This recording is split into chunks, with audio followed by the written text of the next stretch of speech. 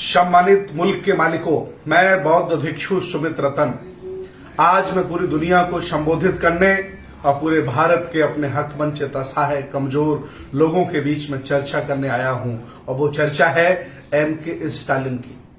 आप सभी लोग जानते हैं कि तमिलनाडु में चेन्नई में पैदा हुए एम करुणानिधि के बेटे हैं स्टालिन, जो पहले अभिनेता हुआ करते थे।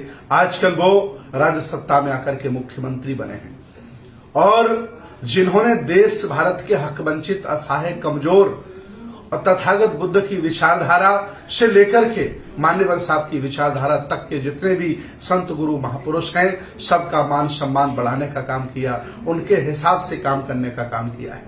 मुख्यमंत्री बनते ही सबसे बड़ा ऐतिहासिक कार्य किया है जो स्वतंत्र भारत में कोई मुख्यमंत्री नहीं कर पाया। किसी की औकात नहीं थी कि इतना बड़ा काम करके दिखाए। उन्होंने अपने मंत्रिमंडल में एक भी अल्पजन, एक भी ब्राह्मण, एक भी अल्पसंख्यक शामिल नहीं किया। वो जानते हैं कि देश भारत श्रमिकों ने बनाया है, एससी ओबीसी माइनॉरिटी के लोगों ने बनाया है। ये लोग देश को मेहनत करके बनाते हैं, बेहतर बनाते हैं। ये गप लगाने वाले लोगों का क्या काम है? इनका काम है भीख मांगना। और सही मायने में उन्होंने पहली बार ब्राह्मण को मुख्यमंत्री, ब्राह्मण को मंत्री और अल्पजन और अल्पसंख्यक को मंत्री न बनाकर ये दुनिया के हजारों लाखों करोड़ों लोगों का दिल जीता है। दूसरा सबसे बड़ा काम किया उन्होंने कि जितने भी मंदिर हैं ये बहुत बड़े पेटीएम बन चुके थे, एटीएम बन चुके थे और इनका पासवर्ड सिर्फ ब्राह्मण जानता था। चाहे मंदिर को ही बनाए, चाहे किसी की आबादी हो, पुजारी यही होते थे। इनका एक छत्र राज्य था। इस रिदम को तोड़ा उसने, व्यवस्था परिवर्तन का काम किया, जिसकी मैं बात हमेशा करता रहता हूं। और उस व्यक्ति ने उन मंदिरों में एससी ओबीसी के लोगों को, अन्य जातियों के लोगों को, जिन्हें हिंदू कहा जाता है, लेकिन जाति की जब बात आती है तो जाति के नाम से संबोधित किया जाता है, उसके साथ भेदभाव किया जाता है, अत्याचार किया जाता है, दबाया जाता है। लेकिन जब मुसलमानों को डराना हो तो उन्हें हिंदू बनाया जाता है। इस स्टालिन ने पहली बार इतिहास में सबसे बड़ा कार्य किया कि उन्होंने मंदिरों में एससी ओबीसी के लोगों को पुजारी बनाया। बहुत बड़ा काम, सेकुलर भारत में बहुत बड़ा काम, धर्मनिरपेक्ष भारत में बड़ा काम। और तीसरा काम और सबसे बड़ा कर दिया, कुछ धन्ना सेठों ने, बड़े लोगों ने नीट बनाया।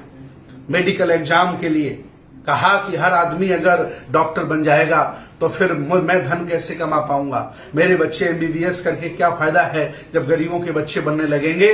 तो इन सारे लोगों ने मिलकर के नीट बनाया। लेकिन पहली बार कोई बहादुर व्यक्ति पैदा हुआ है भारत में, एम.के. स्टालिन सपूत है, करुणानिधि का सपूत, जिसने नीट को अपने प्रदेश से बाहर कर दिया है, खदेड़ दिया है। और आज वहां 12 में जो अच्छे नंबर पाएगा, जो मेधावी होगा, वो जाकर के दाखिला लेगा मेडिकल में और एमबीबीएस बनेगा, एमडी बनेगा, एमएस करेगा। ये ऐतिहासिक कार्य है।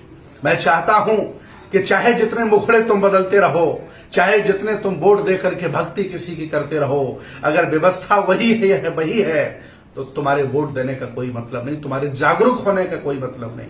लेकिन मैंने तो वोट भी नहीं उन्हें किया, फिर भी उन्होंने मेरे अनुसार, हमारे जैसे करोड़ों लोगों के अनुसार व्यवस्था परिवर्तन का काम किया। मैं चाहता हूं आओ देश भारत के लोगों, आओ और सब लोग मिलकर के एम.के. स्टालिन को नरेंद्र मोदी के सामने स्थापित करते हैं प्रधानमंत्री पद के लिए।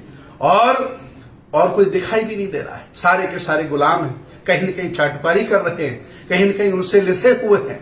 लेकिन ये बहादुर व्यक्ति है जो व्यवस्था परिवर्तन का काम कर रहा है। मैं चाहता हूं कि एम.के. स्टालिन को प्रधानमंत्री के लिए देश भारत के सभी सामाजिक, राजनीतिक, धार्मिक लोग स्वीकार करें और स्थापित करें।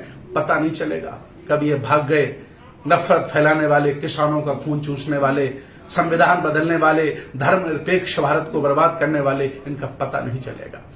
मैं बहुत बहुत स्वागत करता हूं उनका और उन्होंने मुझे बहुत खुश किया है। मैं बहुत बहुत बधाई देता हूं और मैं चेन्नई जा रहा हूं, उनसे मिलकर के व्यक्तिगत उन्हें बधाई दूंगा कि आपने पहली बार भारत में ऐतिहासिक कार्य किए हैं और आप मुख्यमंत्री नहीं प्रधानमंत्री बनिए। ये मंगल कामनाएं उनके लिए करूंगा। और मैं आह्वान करता हूं हक वंचित असहाय कमजोर लोगों से, मानवतावादी समतावादी लोगों से, बुद्ध की विचारधारा वाले लोगों से, अम्बेडकरवादी लोगों से कि ऐसा नेता चुनिए जो व्यवस्था बदल दे, ऐसा नेता मत चुनिए जो उसी व्यवस्था में रहकर के तुम्हारा खून चूसता रहे। बहुत बहुत धन्यवाद, बहुत बहुत साधुवाद।